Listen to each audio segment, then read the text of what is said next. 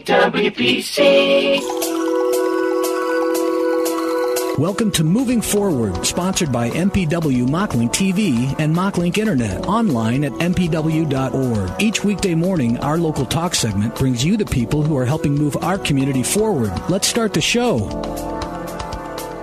Welcome to Moving Forward. I'm Amy Kay, and today I've got on the line with me the kindness guy, Randy McNeely. Are you there, Randy? I am. How are you doing? I'm doing great. I appreciate the opportunity to be on and talk with you this morning, Amy. Oh, absolutely. Well, I was getting to think about you the other day because I thought, A, well, we haven't had you on in a long time, and B, with everything that's happening in this world, I think that, we can't stress enough how important showing kindness to others is, no matter what the situation. So I guess I just kind of wanted to get your take on, or even like advice to others to find ways of just being kind to others during this time. It's not that hard. Just if you have any advice or any thoughts about this, I was just curious. I do. Great. I've given it a lot of thought. In fact, I started a podcast with my colleague, Dr. Ida Gorgoras, called The Kindness and Happiness Connection. It's out on, you can get it on Spotify or other places where we share some specific things about kindness and about how we can show kindness even right now. We use the term social distancing, and I'm going to be totally upfront. I hate that term. I kind of do too. The reason I do is because the fact is we're social animals. We're social beings. Yes. As human beings, we are social. We like to get together. We like to interact. We like to,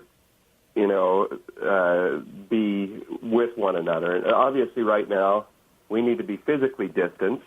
Yes. To be wise and to, take the appropriate precautions so that we're, trying to slow down the spread of this, coronavirus, of COVID-19. Right. But at the same time, the thing about social distancing, that term almost implies underlying that it means emotional distancing as well. Yes. And we cannot afford in any way, shape, or form to be emotionally distant right now. Right. We can't afford to be emotionally distant. And so what do? We are blessed to have technology that enables us, even if we can't get together physically, we can at least reach out and let people know, via text or more preferably via voice, that we're thinking about them.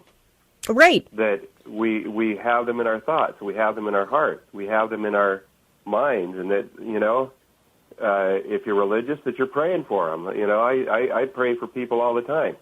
Yes.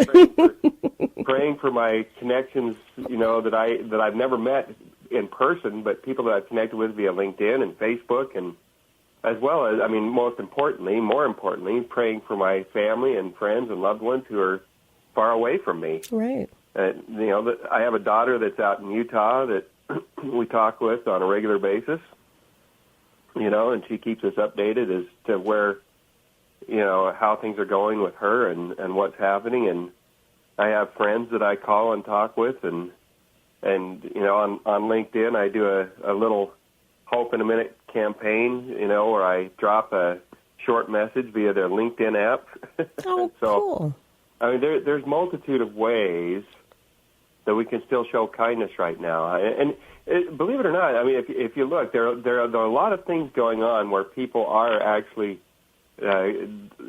finding lots of ways to give kindness. You got a whole bunch of people sewing masks. Yes. For people to wear. You've got teachers in various locations and cities that are driving by where their students are and honking and showing signs. Hey, we're thinking about you. We care about you.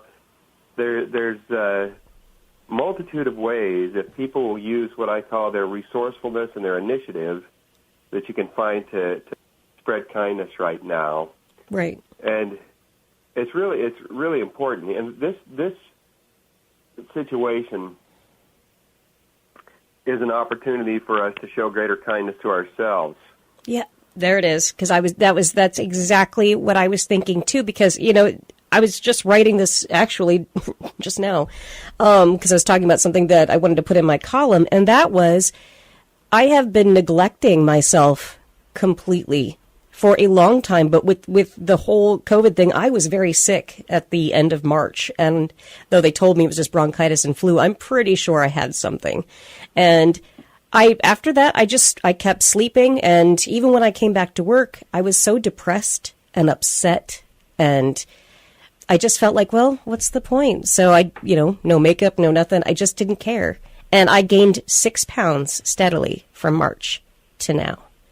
And it's because I was just emotionally eating and I was isolating myself. Well, it's an interesting thing.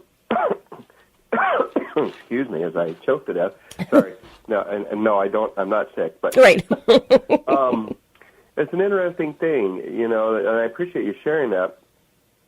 If you look at there's a lot of articles out there about how alcohol sales have gone up. Yes. About how, there's a company local here to Muscatine, Kent. I know a guy that works at Kent. Their sales right now for their food products and everything have gone through the roof. Right. And of course, I'm sure a big part of that is because people are just stocking up and want to be prepared, right? Right. But it's so easy when we're stressed. What do we turn to? We turn to our comfort habits. Yep. And I'm going to be totally honest. I struggle with addiction to food.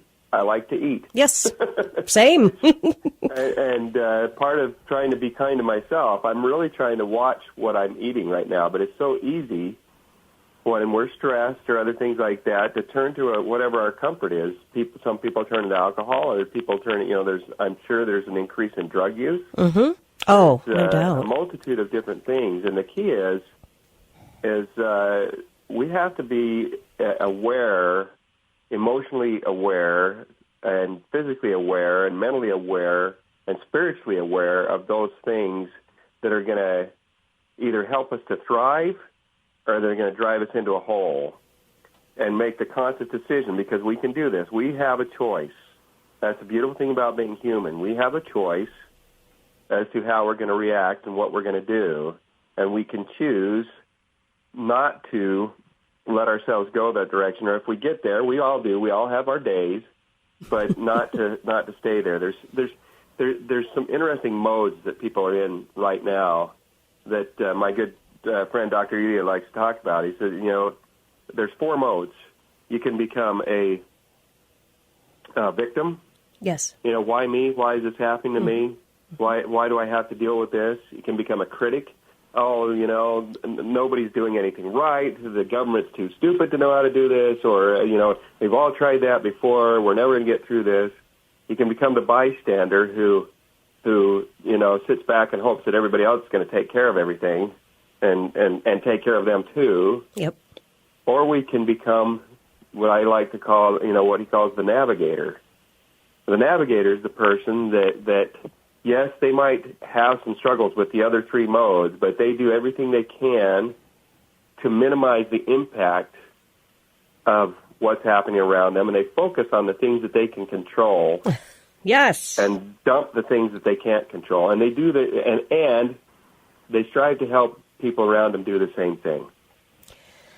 And so, we have a choice. We can choose to, again, we all may fall some days into the bystander, critic, or victim mode, but where we want to be, if we're really going to not only survive this situation, but actually thrive, is in the navigator mode. Because there's opportunities right now. Things are changing. The business landscape is going to be forever changed because of this. Right. I firmly believe that. You got a lot of people who are working from home right now that haven't worked from home before. You got moms and dads working from home. You got kids being homeschooled. It's an interesting situation that they find themselves in. But there's a lot of those people. Some people are going to want to get back to the office, but a lot of people are going to think, I kind of like this whole working from home situation. Yeah, I can still get my work done, and yet I've got a little bit more autonomy. And so they're going to like it, but think about the businesses that have all of a sudden, wait a minute, I'm paying $25,000 a month in rent. Yes. And I don't need to do that. Mm-hmm. We're still getting the job done. People are getting, in fact, some articles I've read are saying that the organizations have discovered that their people are actually more productive than they were at the workplace. Well, so it's going to be interesting to see how that falls out. But I think commercial real estate is going to take a major hit. I would agree. Well, I think I mean, it's what it's doing is, for a lot of people, I think it's helping them focus and kind of regroup after maybe having a really hard time going to the office every day. For me personally, I need to come to this building. I know if I work from home, I'm going to be like, I'll sit and I'll eat. I'll do something alongside my work. I need to be able to focus. So I have to be here. Yeah. But I think people are going to look for and focus, look for the things that are going to work best for them. Right. Well, the other thing too is, like, we were talking just before this about, I guess, being the navigator, realizing that you have a choice. I think that I kind of hit a wall on Monday. And for me personally, something just kind of clicked in my head and said, everything you're doing right now, you don't have to do. Yeah, nobody's forcing you. Right. You can make that choice to get out of this bed, go turn on something to exercise to, or, you don't have to put something in your mouth just because you're bored. And every time I went to the fridge, I'm like, are you bored or are you hungry? You're bored. And then I just walked away. And I started making those changes, and it's only Wednesday, and it's already completely different. Everything's completely different because I made a choice. Isn't it interesting how we can turn those things around? Yes. There's another principle that, again, I'm going to refer to my friend Dr. Evia, because he's got so many golden nuggets of wisdom. He wrote a book called The 7 Paths to Lasting Happiness, and he tells a story of a friend of his in there who was struggling to lose weight. She was struggling to get a good, healthy balance in her diet and her lifestyle and things like that. And so she developed what she called the NIMBY principle. NIMBY meaning not in my best interest. Oh, wow. And so every time she found herself going to eat something that she knew she shouldn't be eating, that wasn't going to be good for her, she just reminded herself, NIMBY. And then she also started to use what he'd call the IMBY principle, in my best interest. Oh, my gosh. And when it came to exercising and eating healthy, and those things are in our best interest, in my best interest. And those are principles that people can use. And since I found out about that, it's helped me a lot. Yeah. I still have to perfect it, but because I'd be a liar if I said I've been perfect at it, because I haven't. Right. I'm trying, Well, and that's all you can do. I was just reading a thing called Make Your Bed, and I've been doing that every morning now, because I used to just leave everything. I'd have piles of laundry on my bed. I had my computer. And instead of doing that now for the last, maybe since Saturday, I've been getting up, getting out of bed, and making my bed. I don't know if it's just because I feel like the world is so chaotic right now. I need to control and have something clean, and just have that set up. It's making that choice, though, too, to say, all right, you know what? I care enough about my things. I care enough about my life to take care of my bed, of all things. Well, it's amazing how those little things can lead to bigger things. Mm-hmm. As we start taking little steps, then we can take bigger steps, and then we can take bigger steps. And those little things do matter. Yes. Getting up, make the bed, take the time to look in the mirror. I look in the mirror, and I tell myself, this is me. I'm coming back to now the kindness giver, the kindness giver's formula. Yes. I'm going to be a kindness giver today. Yep. And what am I going to do? I'm going to look for and act on opportunities to be kind. Where am I going to be? Who am I going to be with? What am I going to be doing today? What are some things I might be able to do? Potential opportunities to be kind in those situations. Right. And then I'm going to look for and act on those opportunities. And I look in the mirror and I determine that. I try to determine that every single day. And some people say, well, after you do it all the time, it just becomes habit. But you know what? Doing that conscious reminder puts it at the top of my agenda. Yeah, and you don't want it to become habitual. You want to always remember why you're doing it and have a purpose behind it. Yeah. I want to share, there's another opportunity we have right now.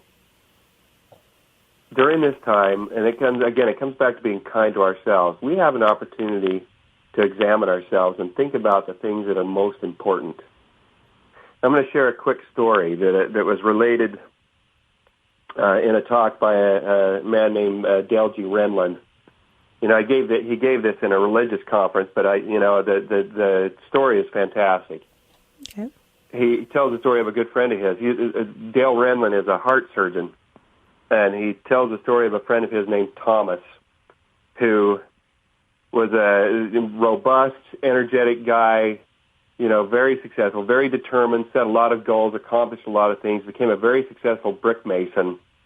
And he had as he got older, he had a grandson named Jonathan, a 16-year-old kid that he loved to work with. He shared that, you know, the reason he did is because he saw a lot of himself in Jonathan, you know, when he was Jonathan's age. He saw a lot of himself in there, and they developed a very special bond. Well, it turns out that Thomas ended up having some heart issues, and he needed a heart transplant. Oh. And, you know, he was waiting to get his heart transplant. He was kind of impatient about it, and he'd joke with Dale Renlund about various ways that he could speed up the process for him to get a heart. You know, just joking. But then one day, it was a miraculous day and a sad day at the same time. You know, Thomas got the call that there was a heart available for him, and it was the right size and the perfect match for the blood type. Right. And it came from a young man who had been killed in a train accident. Oh, my gosh. So it turned out that young man was his grandson. Oh, my gosh. And his daughter and son-in-law, of course, Thomas was just totally grief-stricken. I mean, of course. And at first, his son and daughter, or his daughter and son-in-law came to him and said, "Listen, we know you need a heart. Yeah. And this heart is the right size and the right blood type." And Thomas just like, I can't do it. At first he's I can't do that. He the thought of it just horrified him. Yes. But then his daughter reminded him, "Dad, as hard as this may be, maybe this is a way for something good to come out of this." Yes. Wow. Will you please allow us to do this for you? And allow Jonathan to do this for you.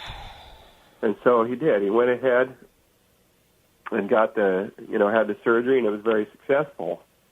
And he ended up living for another 13 years. Oh, my. But he was a good, kind person before this happened. Yes. But after the surgery, he was a different person. Oh, yeah. He was more thoughtful. He was more kind-hearted. He was more generous. And he shared how every day he got up and thought about Jonathan. Yeah. And the gift he had given him. And he thought his son and daughter-in-law and their generosity and kindness to him. Right.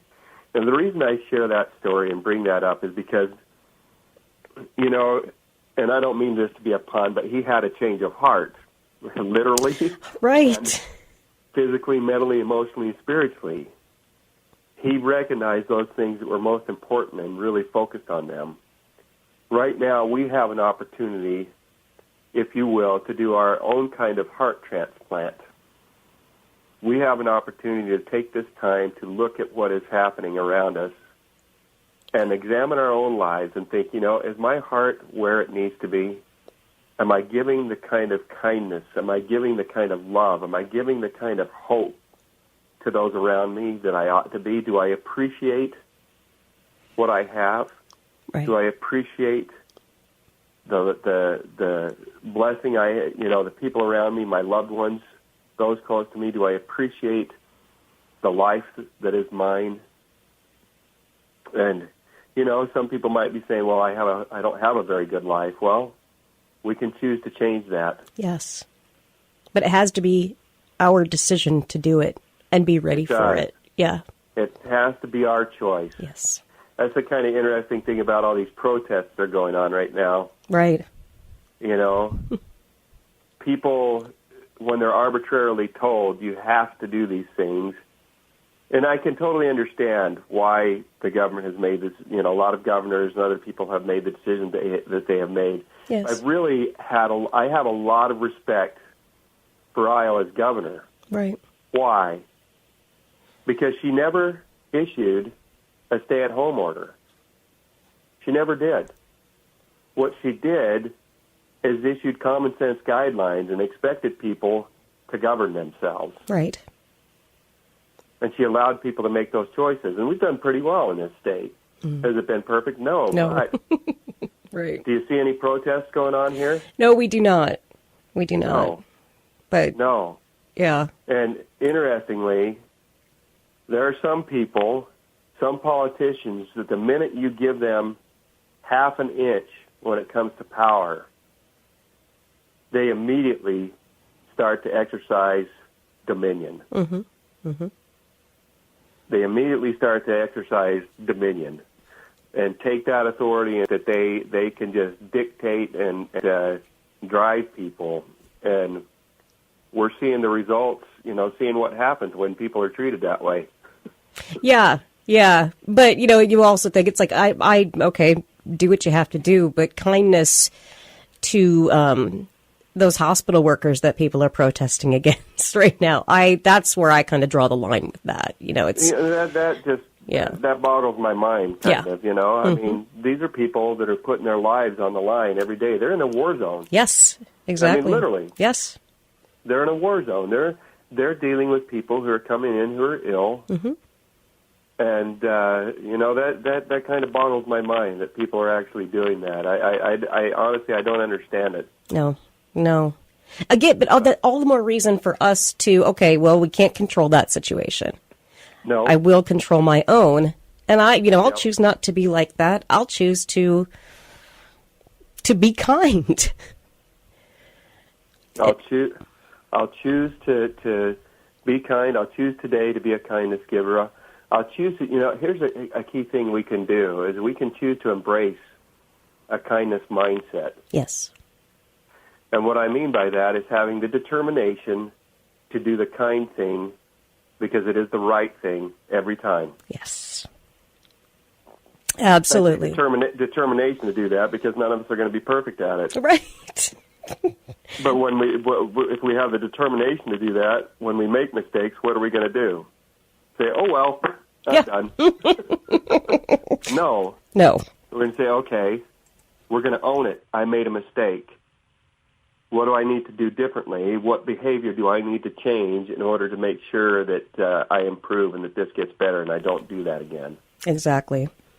And so, you know, we can make a difference. We're going to make this too is going to pass. We're going to get through this. And those people who, I am predicting, those people who develop and adopt a kindness mindset and those organizations, those leaders who develop and adopt a kindness mindset are the ones that are going to come out of this and hit the ground running.